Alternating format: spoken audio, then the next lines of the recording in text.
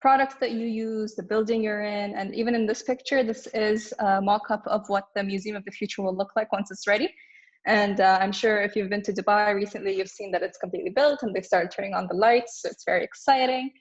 And designers are also at the core of the fourth industrial revolution. So what do we mean by that?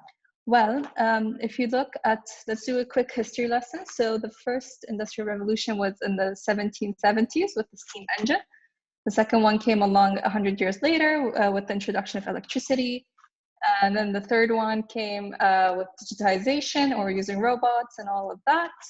And now in the 2000s, it's the age of AI. So what do we mean by that? Well, with the steam engine came the invention of the commodity, or like the product itself, and how to streamline it, how to make so many of one thing at a time. And then with the electricity, it came to service. So how do we use this item? With digitization, it became about the experience. It's like, so it's basically, instead of saying this is just a car that runs, it's more of like, how do I feel while I'm in the car?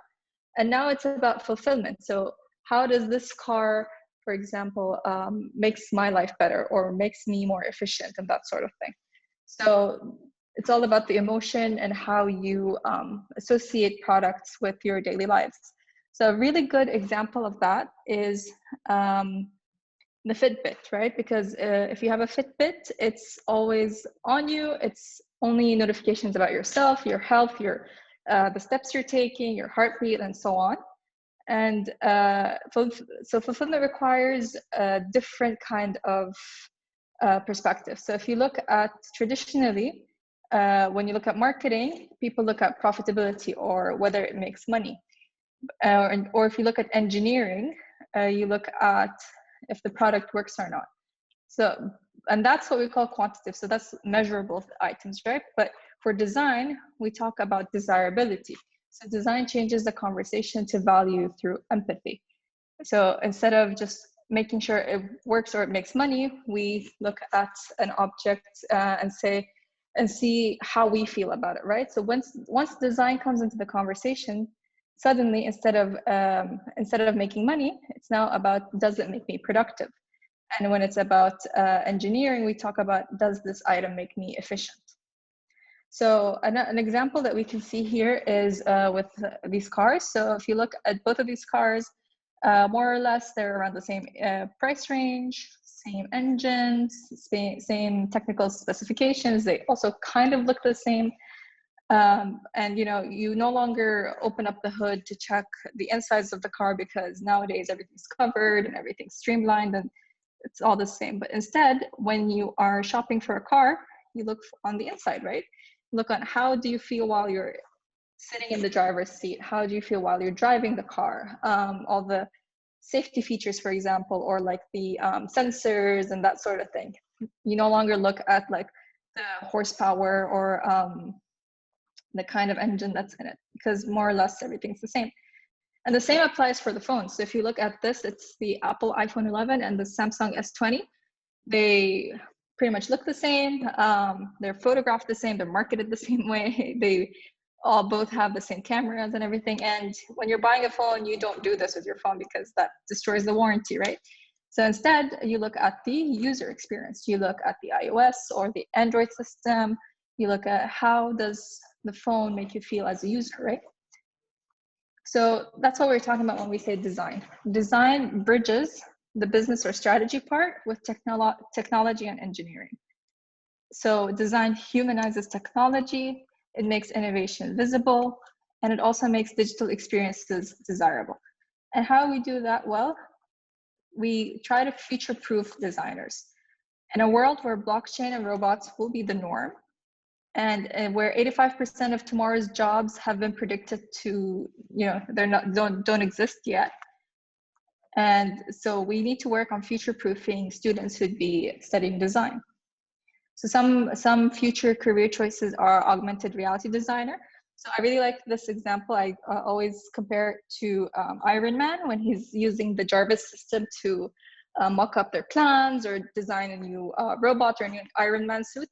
That's basically becoming a reality. As you can see here, they're designing this car. or chief drone experience designer. So if you've heard of the new delivery options that they're exploring with drones, have you ever thought of like, okay, if I order something to be delivered by drone, how will that be? Will the drone just keep chasing me? Will it land somewhere? How would that experience look like?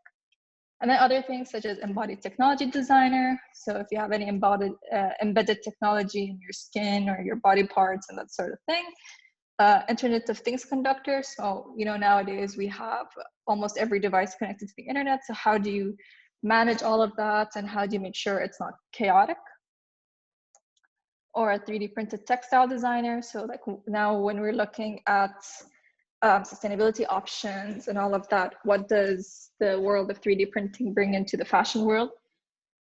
Human organ designer, or chief design officer. And this is Peter Schreier. He's from Kia Motors, and he was hired to be the chief design officer. And before he joined, Kia wasn't that remarkable. Like it could be any other car, but after he joined, he started focusing on the design and the user experience, and suddenly Kia has been winning Red Dot Awards, which is one of the top awards in the design industry, year and year, over and over again. And so to avoid redundancy due to automation, where it's predicted 50% of jobs will be lost in the next 10 years, according to McKinsey, we will need something called combinatory education. And what do we mean by that? Well, we talk about hybrid skills. So if you look at us as DIDI, we're the Dubai Institute of Design and Innovation, and we have curriculum partners from MIT, which is the Massachusetts Institute of Technology, as well as Parsons the New School, which is in New York. So we bring design and innovation as well as MIT and Parsons. And the design and innovation is at the heart of our DNA. And so design is form making and innovation is future making. What do we mean by the DNA? Well, there are 3 elements. We talk about visual literacy. So how do you create your projects? How do you visualize them? How do you communicate them? We talk about strategic proficiency. So that's the business side of any of your projects, any of your studies. Tech fluency is also making sure you're up to date with the latest technology. You know how to use it. You're comfortable with coding, with AI, with engineering, with all of that. And at the heart of all those 3, we have the 4 C's, which is conceptualizing, communicating, crafting, and caring about your product and your users. And so out of that, we've developed 4 concentration areas, or similar to majors. We have multimedia design, fashion design, strategic design management, and product design. However, when you put this against the future careers that we've spoken about, you suddenly see that just studying one is not enough, right? So, because one alone doesn't make you reach those career options. So what we've done is we've allowed students to do a combination. So each student studies 2 of the 4 in any combination you like, as you can see here, whether it's multimedia and fashion, strategic and product, and so on. And suddenly, those future careers are more accessible and available for you to pursue. So as you see, we have 6 options based on all the different categorizations that you can do. And for example, let's see here. If you do product and multimedia, suddenly Internet of Things furniture is something that you can do. So smart technology, such as those speakers that connect to Siri or connect to Alexa on Amazon, that sort of thing. Product and fashion, you can do wearables. So think of Google Glass or Snapchat's specs, or even your Apple Watch or Fitbit. Those are wearables because they're technology that sits on a human body.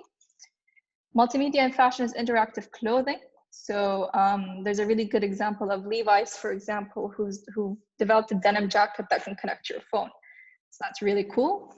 Multimedia and strategy is about blockchain, for example. And these are all just like one career option or one field that you can go to with these combinations. There's so much more that you can do.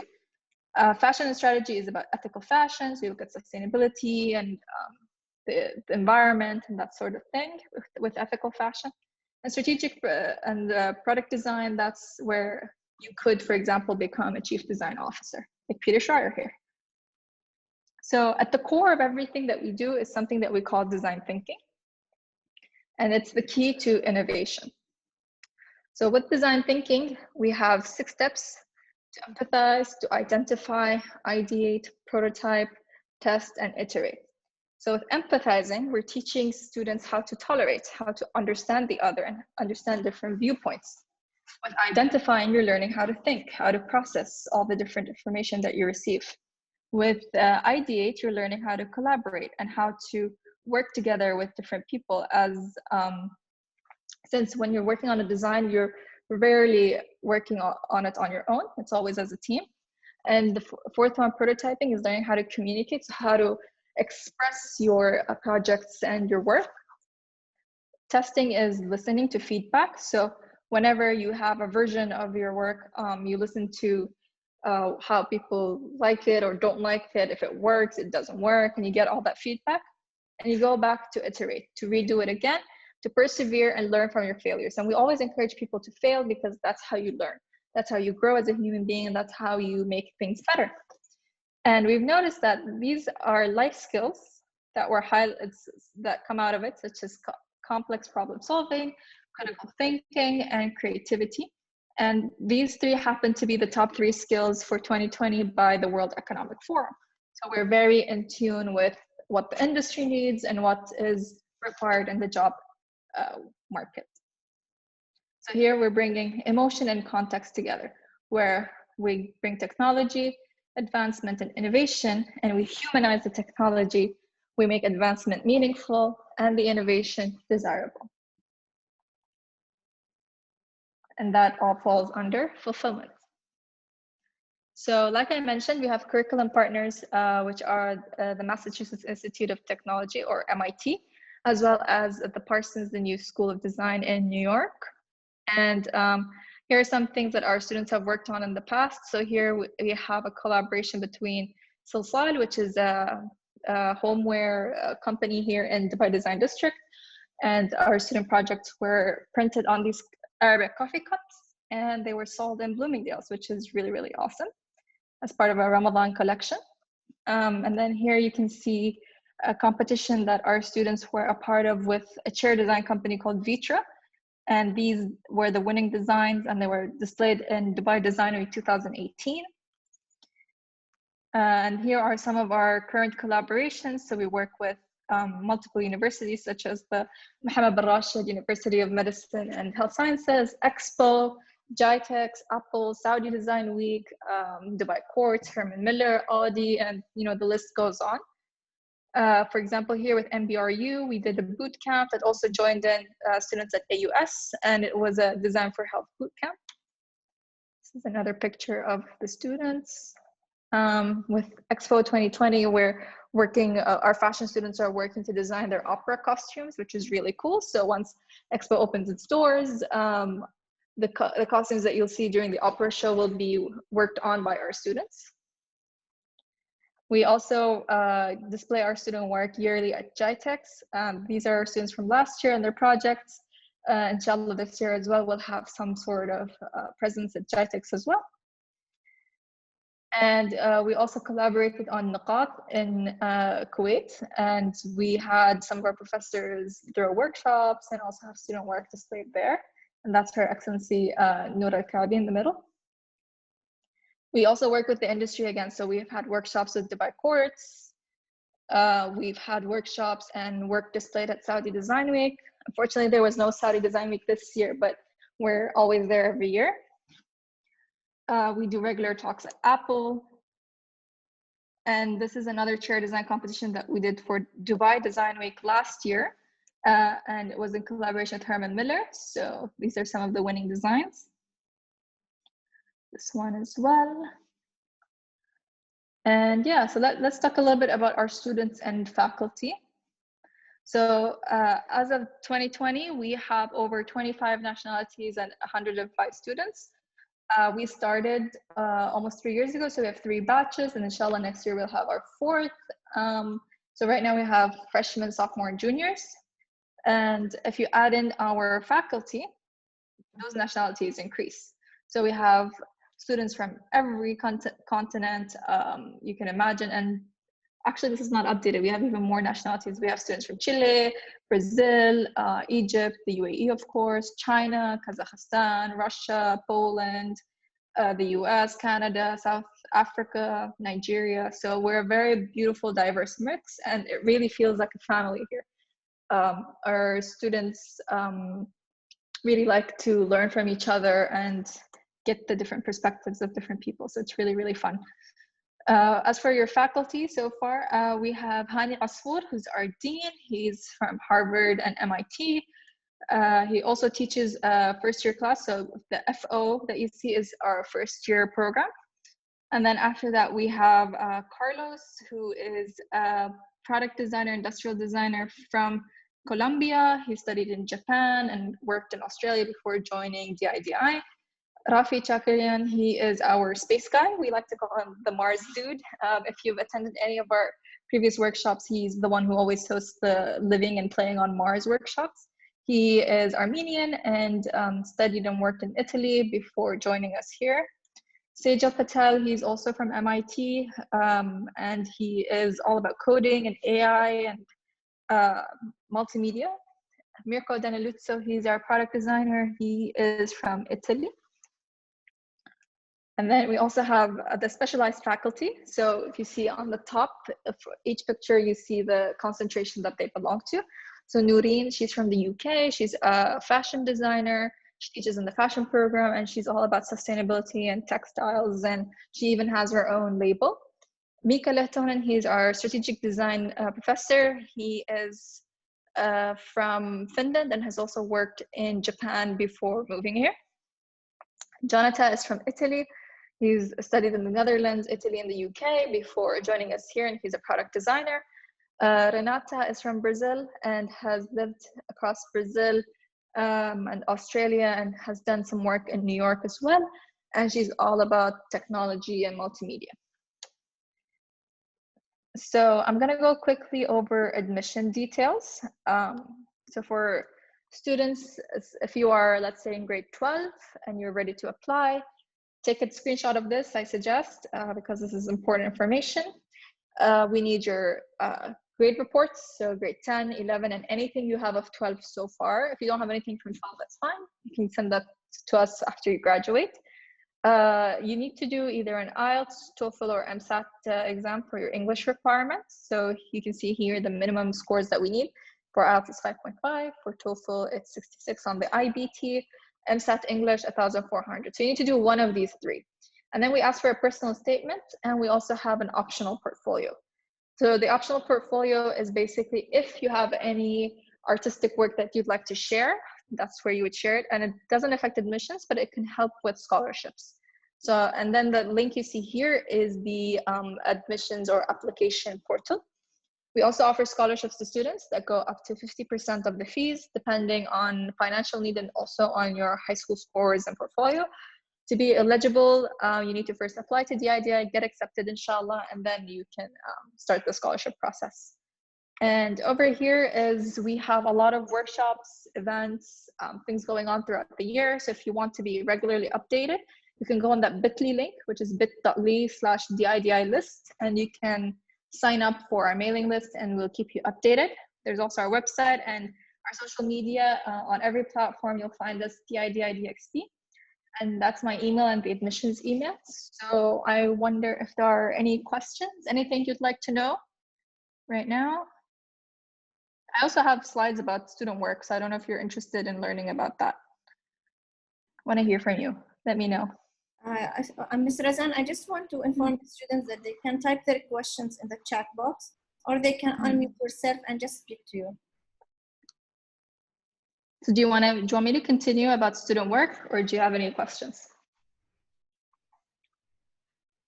I think you can continue, Ms. Razan. If they have any questions, they will just type it while presenting the other part. Students. Sure. Sure. All right. So in your first year, year one, you start out using our facilities. So this is our fabrication lab, or the fab lab, and this is where all the dirty work happens, we like to say. So all the wood cutting, 3D printing, laser cutting, anything that you have to get messy with and create happens in this lab. And then, you can also work on robotics. So this is a really cool example. This is our student Amal. She is a student who had never worked with technology, and in her first year, she was exposed to making a robotic piece, and you can see here with multiple servo units and that sort of thing. So we really like to explore students, let our students explore, because in your first year, you're basically doing a little bit of all the 4 majors that we offer, which is really, really cool. And then after your first year, you pick the 2 concentrations that you want to pursue. So the first thing that you learn is you have basically in your daily schedule, you'll have a workshop class, a studio class, and 2 lectures. So in your workshop, you learn the practical skills. So here you can see students fabricate something, they 3D scan it, they manipulate it on screen through their programs. So you can see here some examples. And then we turn it into a game. So those 3D scanned objects are converted into a game, and you'll actually create it. If you join the idea, you'll be creating a working video game in your first semester, which is really cool.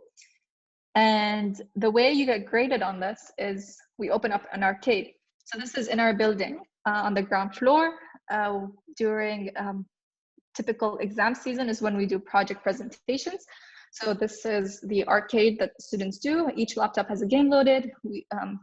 Community is invited, the designers in D3 are invited, us staff as well, and your professors all go around and test those games, play those games, and that's how you get graded, which is really, really cool. And here's something else from our lab. The student here is working on CNC milling, which is basically creating designs and textures on that piece of wood, and they do that through the programming. And students explore textures, explore materials, you learn how to fabricate things.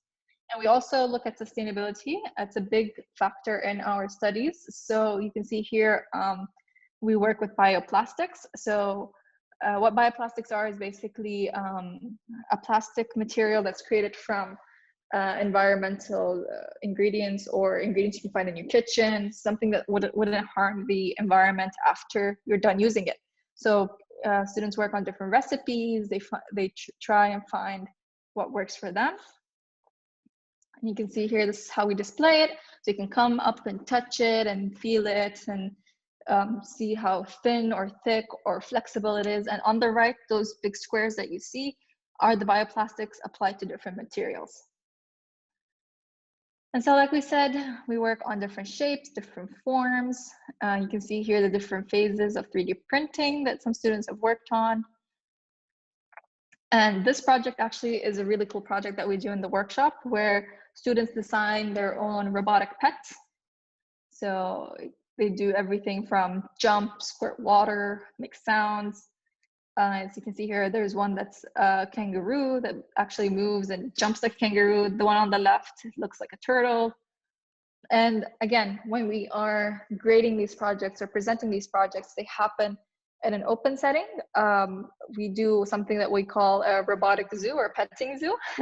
So all of these robotic pets are on display, moving around, and the whole community is there to see it, which is super, super fun. And then the studio element of the class or of your studies is where you do more of the theoretical work. So this is one project, and keep in mind, everything that I'm showing you is still first year projects. And these are students who come with zero design background, and we teach you everything from the beginning. So this is a multi-sensory insole made by Sham al-Mulla. It's basically different insoles that give different feelings. So for example, that green one that you see here is the feeling of grass or walking on wet grass. And then the one on the right is the feeling of walking on sand. So in this phase of studio, there were students were focusing on projects to either enhance or take away a sense. And this one was for feeling, right? So for walking and stepping into things. And then this one is a flavor masking, or a mask that enhances your sense of taste. So what this does, it blocks your nose, which is your smell, and your eyes, so you don't see or smell what you're eating. So that can maybe change the way you understand a familiar taste, or sometimes there might be something else where the nose is. So you're smelling something and eating something else. So It's a cool little experiment. This is the porcupine, or which is like a shoe that where you sense when you're walking from every direction, because normally when you're walking you sense at the bottom of your foot, and this is from all the different sides. So that's a really different sense exploration. This is a bunch of mirrors, so while you're wearing this, one eye is probably seeing like the behind you, the other eye seeing up above, so it distorts your vision. This one is a really cool one, is how you can listen to your own body parts. So as you see in that suit and that vest, there's one part connected to your heart and one to your stomach. So that's really cool.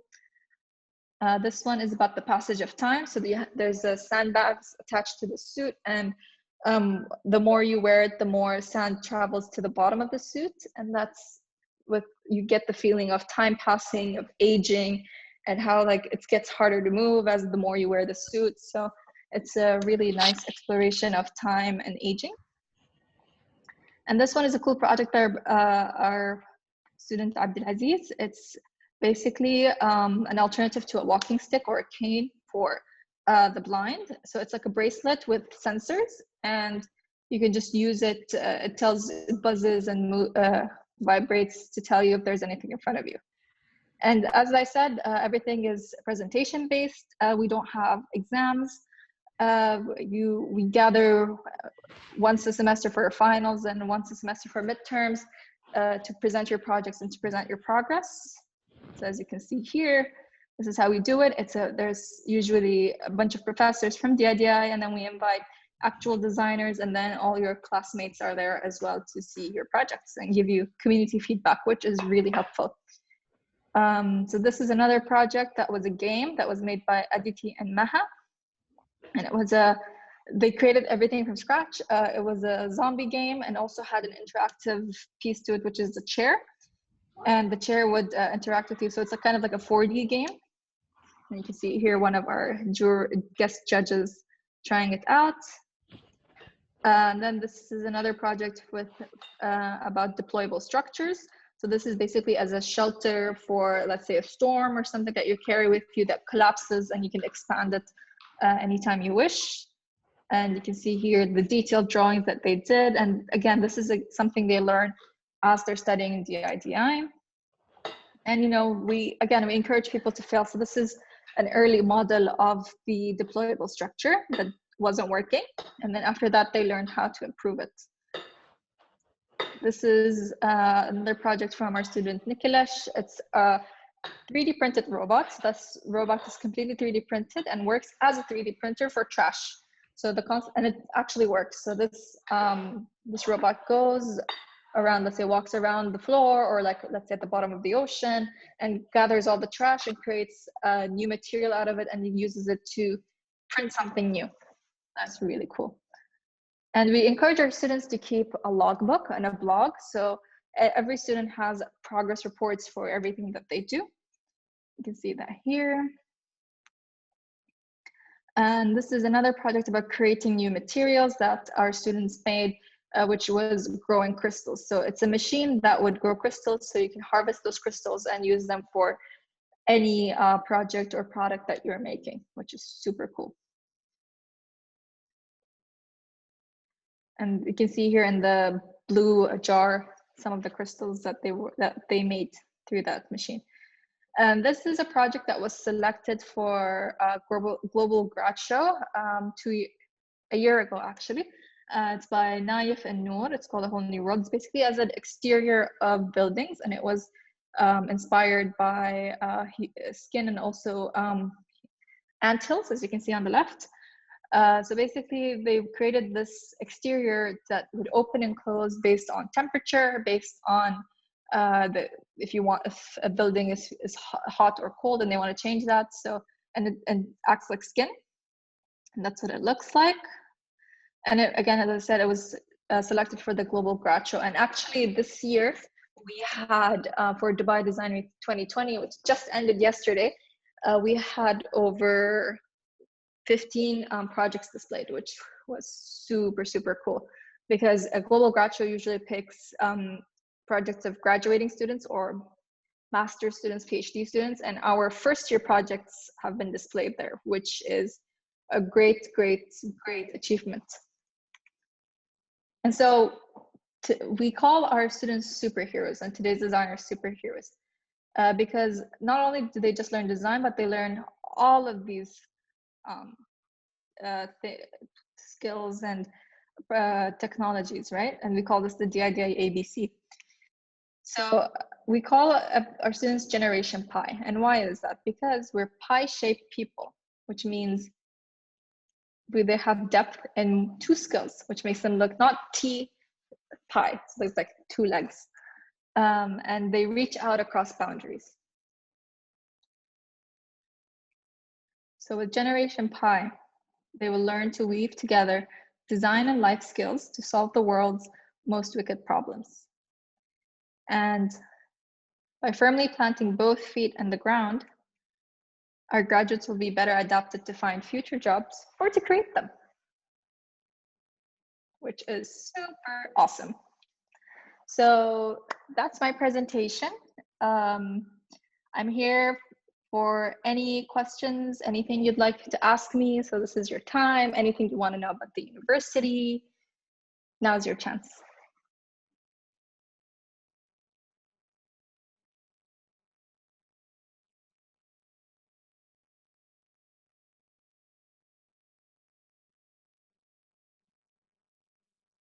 Okay, guys, do you have any questions? Please, if you have any questions, please add it to the chat box. Thank you, Mr. Razan, for this valuable presentation. It was very, very informative. Thank you so much. Like I mentioned, our application is open. So if you're interested in joining us next year, you can start that online. The application is free, completely online. You can just create an account and go ahead. Or if you're younger than grade 12, you can sign up for our mailing list. Let me add that link here. I put the link in the chat box so you can click on it and go. Let me just find it. Is there anything else that I can help with? Anything you want to know, even if it's in general university questions?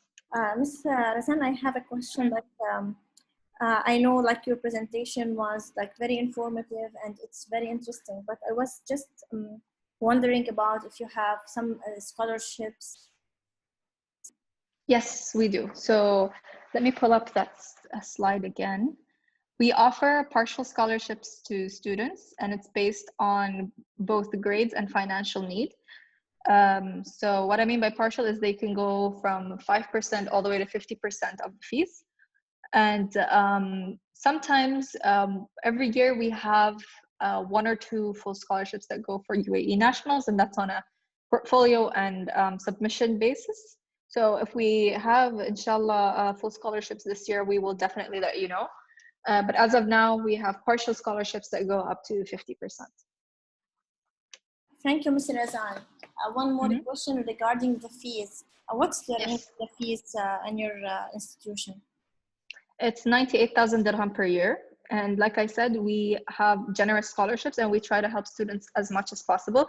So don't be afraid by the fees. I know they're a bit high, but trust me, it's something that we work on with students. So if you need any help with the fees, if you qualify for scholarships, you get all of that.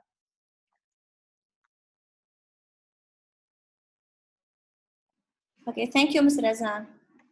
You're very welcome. Thank you for joining us in this presentation and this university fair. Thank you for having me. And students are sending you thank you messages. I think that your explanation was very detailed and is very clear. Thank you so much for giving us all this valuable information. You're very welcome. And if you see my background, by the way, that's our studio. So we are located in Dubai Design District, for those of you who don't know. And D3 is a big, vibrant design community. And we're the only university here, which is super cool. And you get to interact with designers every day. And there's events that happen, such as Design Week, which just ended yesterday. There's Seoul D3 that happens every year. Fashion Forward, and many, many, many more events. So it's a fun place to be. I'm so sure. Yeah, thank you again. Thank you, thank you. Okay. Enjoy your Sunday, everyone. Okay, thank you. Bye-bye, Ms. Razan. Bye-bye, students. Bye.